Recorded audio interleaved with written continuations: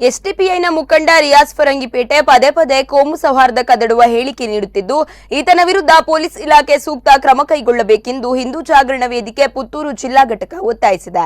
ಬಂಟ್ವಾಳದಲ್ಲಿ ಸುದ್ದಿಗೋಷ್ಠಿ ನಡೆಸಿ ಮಾತನಾಡಿದ ಸಂಘಟನೆ ಮುಖಂಡ ನರಸಿಂಹಮಾಣಿಯವರು, ಹಿಂಜಾವೇ ರಾಜ್ಯ ಗೌರವಾಧ್ಯಕ್ಷ ವಜ್ರದೇಹಿ ಸ್ವಾಮೀಜಿ ಸಹಿತ ಒಂದು ಮುಖಂಡರನ್ನು ಗುರಿಯಾಗಿಸಿಕೊಂಡು ರಿಯಾಜ್ ಭಾಷಣಗಳನ್ನು ಮಾಡುತ್ತಿದ್ದು, ಇದರಿಂದ ಸಮಾಜದ ಸ್ವಾಸ್ಥ್ಯವನ್ನು ಹಾಳು ಮಾಡಿದಂತಾಗುತ್ತದೆ.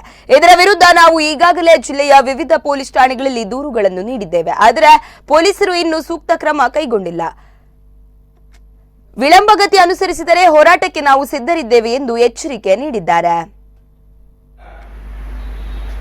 ದಕ್ಷಿಣ ಕನ್ನಡ ಜಿಲ್ಲೆಯನ್ನ ಶಾಂತವಾಗಿದ್ದಂತಹ ದಕ್ಷಿಣ ಕನ್ನಡ ಜಿಲ್ಲೆಯನ್ನ ಕೋಮು ಪ್ರಚೋದನಕಾರಿ ಹೇಳಿಕೆಯನ್ನು ನೀಡಿ ಸಾಮರಸ್ಯವನ್ನು ಹಾಳು ಮಾಡಬೇಕು ಎನ್ನುವಂತ ಒಂದು ಸ್ಪಷ್ಟವಾದ ಉದ್ದೇಶವನ್ನು ಇಟ್ಟುಕೊಂಡು ಮುಖ್ಯವಾಗಿ ಎಸ್ಡಿಪಿಐ ಮತ್ತು ಕೆಎಫ್ಟಿ ಯಾವುದು ದೇಶದ್ರೋಹಿ ಚಟುವಟಿಕೆಗಳಿಗೆ ಕುಮ್ಮಕ್ಕನ್ನು ನೀಡುವಂತಹ ಸಂಘಟನೆಗಳು.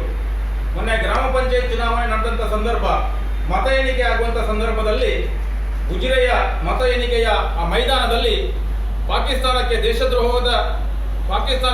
ಜೈಕಾರವನ್ನು ಕೂಗಿ ದೇಶದ್ರೋಹ ಚಟುವಟಿಕೆ ಕುಮ್ಮಕ್ಕನ್ನು ನೀಡಿ ಅಲ್ಲಿಂದ ಪ್ರಾರಂಭವಾಗಿ ಇಡೀ ದಕ್ಷಿಣ ಕನ್ನಡ ಜಿಲ್ಲೆಯನ್ನ ಮತ್ತೊಮ್ಮೆ ಕೋಮು ಸಂಘರ್ಷವನ್ನ ಹುಟ್ಟುಹಾಕಬೇಕು ಎನ್ನುವ ಒಂದು ಉದ್ದೇಶವನ್ನು ಇಟ್ಟುಕೊಂಡು ಹೇಳಿಕೆಯನ್ನು ನೀಡುವಂತಹದ್ದು, ಹಿಂದೂ ಪರ ಸಂಘಟನೆಗಳ ನಾಯಕರನ್ನ ನಿಂದನೆ ಮಾಡುವಂತಹದ್ದು, ಬೇರೆ ಬೇರೆ ರೀತಿಯಲ್ಲಿ ಚಟುವಟಿಕೆಗಳನ್ನ ಎಬ್ಬಿಸಿ ಒಂದು ಕೋಮು ಸಂಘರ್ಷಕ್ಕೆ ಆಗಬೇಕು ಎನ್ನುವ ಉದ್ದೇಶವನ್ನು ಇಟ್ಟುಕೊಂಡು ಕಳೆದ ಕೆಲವು ದಿನಗಳಲ್ಲಿ ಹೇಳಿಕೆಯನ್ನು ನೀಡ್ತಾ ಇದ್ದಾರೆ.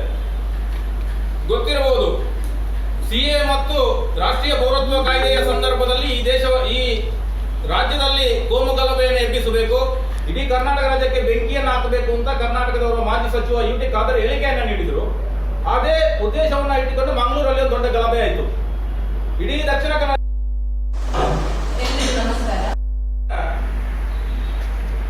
ಕನ್ನಡ ಜಿಲ್ಲೆಯನ್ನ ಶಾಂತವಾಗಿದ್ದಂತಹ ದಕ್ಷಿಣ ಕನ್ನಡ ಜಿಲ್ಲೆಯನ್ನ ಕೋಮು ಪ್ರಚೋದನ